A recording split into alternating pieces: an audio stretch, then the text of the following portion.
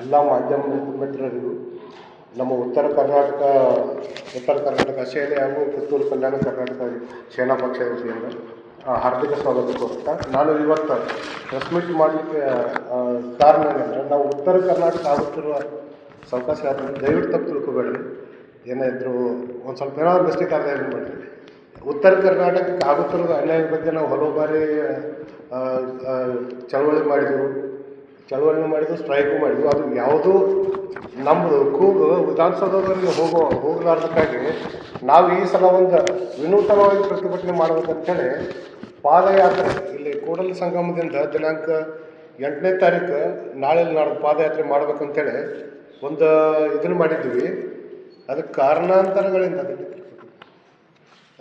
ಕಾರಣಾಂತರಗಳಿಂದ ಮೊನ್ನೆ ನಾವು ಪರ್ಮಿಷನ್ ಕೊಟ್ಟಿದ್ದೀವಿ ಸರ್. ಪರ್ಮಿಷನ್ ಕೇಳಿದ್ವಿ. ಅವ್ರು ನಮಗೆ ಕ್ವಾರಿನೂ ಹಾಕಿದ್ರು, ಅಂದರೆ ನಮ್ಗೆ ಇದನ್ನು ಕೊಟ್ಟಿದ್ರು, ನಮ್ದು ಡಿಟೇಲ್ಸ್ ಕೇಳಿದ್ರು. ಡಿಟೇಲ್ಸ್ ಕೊಟ್ಟು ಇನ್ನೂ 2-3 ದಿವಸ ನಮ್ಗೆ ಇನ್ನೂವರೆಗೆ ಅವರು ನಮಗೆ ಪರ್ಮಿಷನ್ ನೀಡಿಲ್ಲ. ಪರ್ಮಿಷನ್ ನೀಡಲಾರ್ದಕ್ಕಾಗಿ ನಾವೇನು ಮಾಡಿದ್ವಿ, ಈ ಪ್ರತಿಭಟನೆಯನ್ನು ಈಗೇನು ಇದನ್ನಿತ್ತಲ್ಲ ಪಾದಯಾತ್ರೆ ಇತ್ತಲ್ರಿ, ಇದು ಕೂಡಲ ಸಂಗಮದಿಂದ ಈ ನಮಗೆ ಅದು ಇದನ್ನು ಅನುಮತಿ ಸಿಗಲಾರ್ದ ಕಾರಣ ಆಗಿ ನಾವು ಪಾದಯಾತ್ರೆ ಒಳಗೆ ಒಂದು ಸ್ವಲ್ಪ ಬದಲಾವಣೆ ಮಾಡಿದ್ವಿ.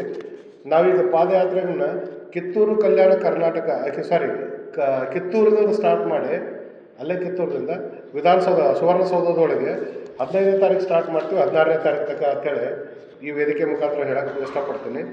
ಇಂಥ ದಿನಾಂಕ ನಾಳೆಯಲ್ಲಿ 8ನೇ ತಾರೀಕಿಗೆ ನಾವು ಇದನ್ನು ಮಾಡ್ಬೇಕಂದಿದ್ವಲ್ಲ ಪಾದಯಾತ್ರೆ.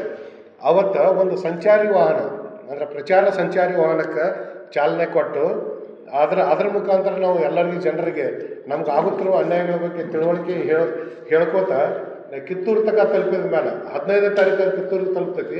15ನೇ ತಾರೀಕಿನಿಂದ ನಾವು ಪಾದಯಾತ್ರೆ ಸ್ಟಾರ್ಟ್ ಮಾಡ್ತೀವಿ ಅಂತ ಹೇಳಕ್ಕೆ ಈ ಪತ್ರಿಕಾ ಪ್ರಕಟಣೆ ಮೂಲಕ ತಿಳ್ಸೋಕೆ ಇಷ್ಟಪಡ್ತೀನಿ. ನಾವು ಯಾವುದಕ್ಕಾಗಿ ಇದನ್ನು ಮಾಡಾಕ್ತಿದ್ವಿ ಅಂದ್ರೆ ಹೋರಾಟ ಆಗಿರ್ಬೋದು ಅಥವಾ ಪಾದಯಾತ್ರೆ ನಮ್ಮ ಉತ್ತರ ಕರ್ನಾಟಕದಲ್ಲಿ ಈಗ 7 ಜಿಲ್ಲೆಗೆ 371 ಕಲಮನ್ನು ನೀಡಿಲ್ಲ. ಅವು ಬಿಜಾಪುರ, ಬಾಗಲಕೋಟೆ, ಬೆಳಗಾವಿ, ಕಾರವಾರ, ದಕ್ಷಿಣ ಕನ್ನಡ, ಧಾರವಾಡ, ಗದಗ, ಹಾವೇರಿ ಇವು ಜಿಲ್ಲೆಗಳಿಗೆ ಕೊಟ್ಟಿಲ್ಲ. ಯಾಕಂದರೆ ನಮ್ಮದು ಹಿಂದುಳಿದ ಪ್ರದೇಶ ಆಗಿದ್ದರಿಂದ ಮುಂಬೈ ಕರ್ನಾಟಕ, ಹೈದರಾಬಾದ್ ಕರ್ನಾಟಕ ಹಿಂದುಳಿದ ಪ್ರದೇಶ ಅಂತ ಆಲ್ರೆಡಿ ಅನೌನ್ಸ್ ಮಾಡಿದ್ರು.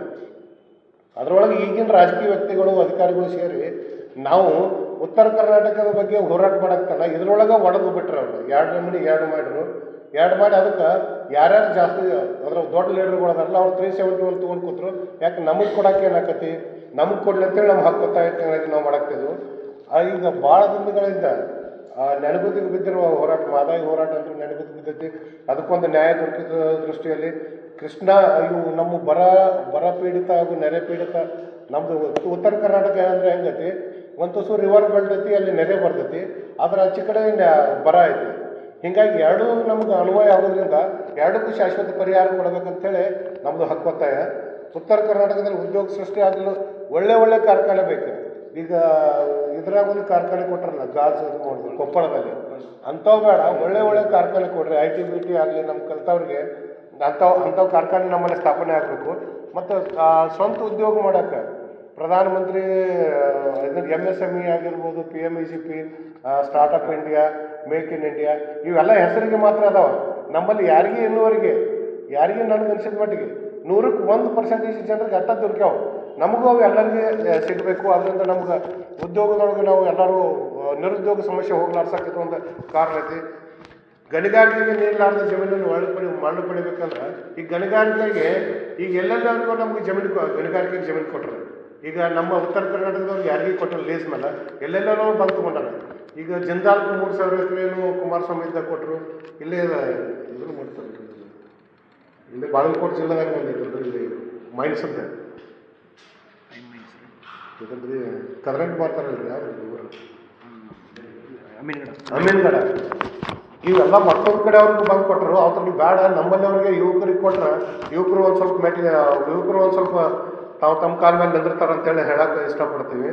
ಮತ್ತು ಉನ್ನತ ದರ್ಜೆಯ ಕಾಲೇಜು, ನಮ್ಮಲ್ಲಿ ಕಾಲೇಜುಗಳು ಸಂಖ್ಯೆನೂ ನಮ್ಮಲ್ಲಿ ಕಲಿಯೋರ ಸಂಖ್ಯೆ ಜಾಸ್ತಿ ಐತಿ, ಕಾಲೇಜುಗಳ ಸಂಖ್ಯೆ ಕಡಿಮೆ ಐತಿ. ಇದರಿಂದ ನಮ್ಮವರೆಲ್ಲ ಬೆಂಗಳೂರು, ಮೈಸೂರು ಈ ಕಡೆ ಕಲಿಯಾಕೊಂಡ್ರು. ಅವು ಎಲ್ಲ ಕಾಲೇಜುಗಳು ಇಲ್ಲೇ ಆಗಬೇಕು. ಮತ್ತು ತಾಲೂಕುವಾರು ದೊಡ್ಡ ದೊಡ್ಡ ಹಾಸ್ಪಿಟ್ಲಿಗೆಲ್ಲ ಇಲ್ಲೆಲ್ಲ ಪ್ರೈವೇಟ್ ಹಾಸ್ಪಿಟ್ಲ್ ಅದಾವೆ, ಗೌರ್ಮೆಂಟ್ ಹಾಸ್ಪಿಟ್ಲ್ ಸರಿಯಾಗಿಲ್ಲ. ಅದರಿಂದ ಹುಬ್ಬಳ್ಳಿ ಮಟ್ಟದಾಗ ಒಂದೊಂದು ಫುಲ್ ಟೆಕ್ನಾಲಜಿ ಅಂದರೆ ಈಗ ನ್ಯೂ ಟೆಕ್ನಾಲಜಿ ಇದ್ದದ್ದು ದವಾಖಾನೆ ಆಗ್ಬೇಕಂತೇಳಿ. ನಮ್ಮಲ್ಲಾದ್ರೂ ಮೂಲಭೂತ ಸೌಕರ್ಯ ನಿಮ್ಗೆ ಗೊತ್ತೈತ್ರಿ. ಒಂದು ಊರಾಗ ಕುಡಿಯೋಕೆ ನೀರು ಜೆ ಮತ್ತು ಕೆಲವೊಂದು ಸ್ಕೀಮ್ ಮಾಡ್ಯಾರ, ಅದು ಇನ್ನೂವರೆಗೆ ಸ್ಟಾರ್ಟ್ ಆಗಿಲ್ಲ.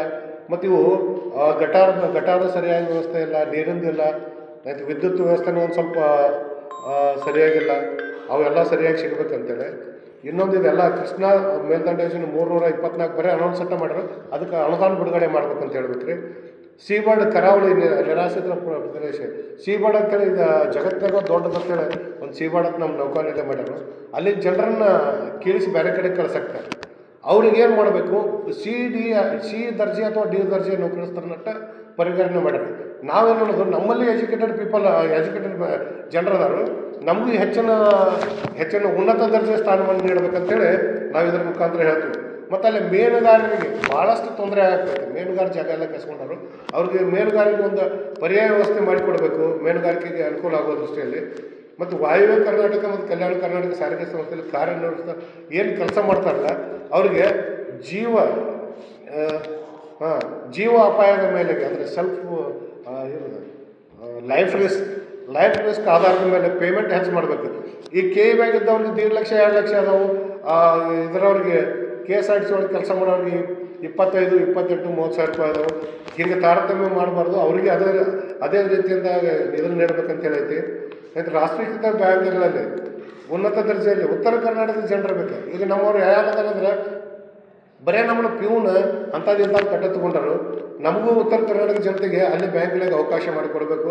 ಮತ್ತು ಆದಷ್ಟು ಉತ್ತರ ಕರ್ನಾಟಕದಾಗ ನಮ್ಮ ಜನರಿಗೆ ತಿಳಿಯುವಂಥ ಕನ್ನಡ ಮಾತಾಡೋರು ಅಲ್ಲಿ ಇರಬೇಕಂತ ಕೆಲಸಕ್ಕೆ.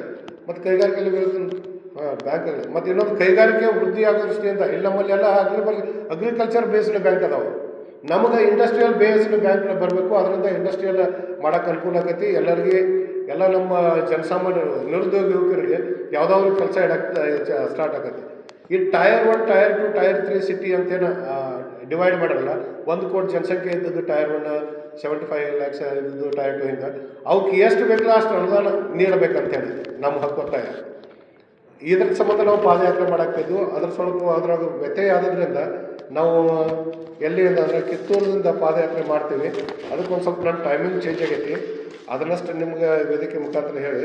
ಮತ್ತು ದಿನಾಂಕ ನಾಳೆ 8/12/25 ಇಲ್ಲಿ ಬಸವ ಕಲ್ಯಾಣದಿಂದ ಬಸವ ಐಕ್ಯ ಮಂಟಪದಿಂದ ಕೂಡಲ ಸಂಗಮದಲ್ಲಿ ಪೂಜ್ಯರಾದ ಮಣ್ಣಿಕಟ್ಟಿ ಶಿವಕುಮಾರ ಸ್ವಾಮಿಗಳು ಹಾಗೂ ಗುರುಕುಲ ಶಿವ ಜ್ಞಾನ ಗುರುಕುಲ ಅಡವೆ ಶ್ರೀಗಳು ಶಿಲ್ಲಿಕೆರೆಯವರು ಇಬ್ಬರು ಚಾಲನೆ ನೀಡ್ತಾರೆ.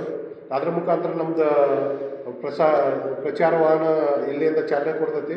ಆಯಿತು. ದಿನಾಂಕ 15/12/25 ಕೂಡಲ ಸಂಗಮ ಜಗದ್ಗುರುಗಳು ಶ್ರೀ ಬಸವ ಮೃತ್ಯುಂಜಯ ಸ್ವಾಮಿಗಳು ಕಿತ್ತೂರಿನಿಂದ ಚಾಲನೆ ನೀಡ್ತಾರೆ ಅಂತೇಳಿ ಈ ಪ್ರೆಸ್ ಕಾನ್ಫರೆನ್ಸ್ ಮೂಲಕ ಹೇಳಕ್ಕೆ ಇಷ್ಟಪಡ್ತೀನಿ.